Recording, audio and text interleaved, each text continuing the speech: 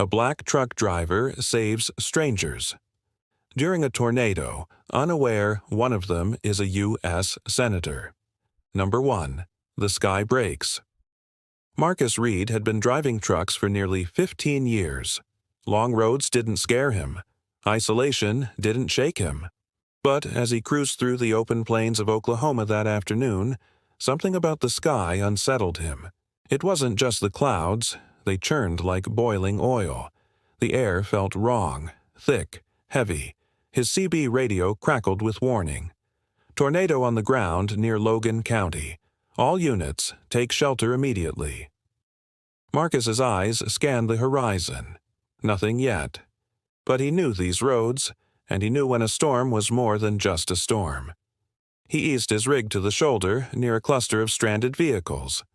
Their drivers stood outside, confused and panicked. One woman held a baby. A man was yelling into a dead phone. The wind howled louder by the second. Without a second thought, Marcus killed the engine, threw on his hazard lights, and ran toward them. "Y'all can't stay here," Marcus shouted, motioning with his arms. "There's a drainage culvert under the road up ahead. It's our best shot." "Who the hell are you?" a man in a suit demanded. "Somebody who doesn't want to die today," Marcus shot back. The group followed.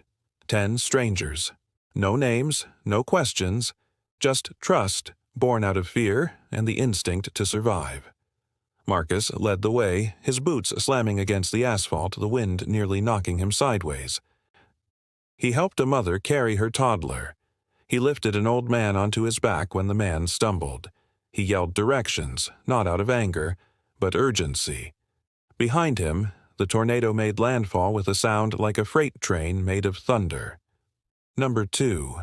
The clock is ticking. The culvert was damp, narrow, and full of spiderwebs, but it was their only chance. Marcus got everyone inside, shielding the last woman with his body as the wind screamed behind them like a demon let loose. For 15 terrifying minutes, they sat in darkness. The tornado roared over them like a living monster, sucking trees, metal, and memory into the sky. The air pressure dropped. Someone began to pray. And Marcus, he just kept his body between the wind and everyone else. When the noise faded and daylight crept back in, they crawled out. The world above was a graveyard. Cars flipped, trees uprooted. A distant house flattened like paper. But they were alive. Number 3. The reveal. "Is everyone okay?" Marcus asked. A few nodded. Others wept. And then the man in the suit stepped forward, brushing mud off his blazer. He extended his hand. "Senator David Langston, United States Senate." Marcus blinked.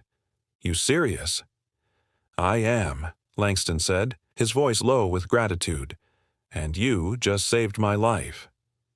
Marcus didn't speak. He just stared at the man's outstretched hand.